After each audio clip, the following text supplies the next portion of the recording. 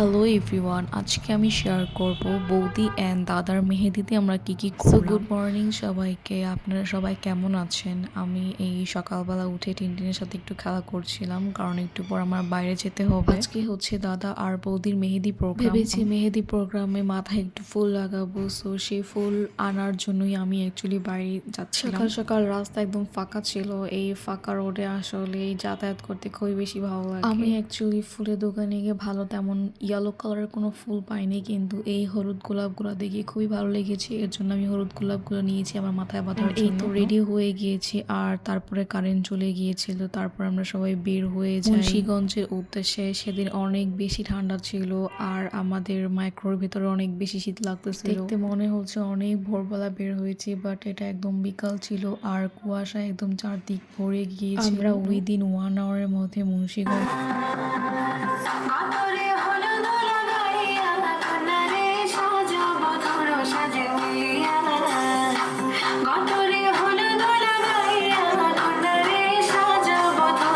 তারপর আমরা ওয়েট করতেছিলাম বৌদির জন্য, আর এই যে দাদা তার শালির সাথে মজা।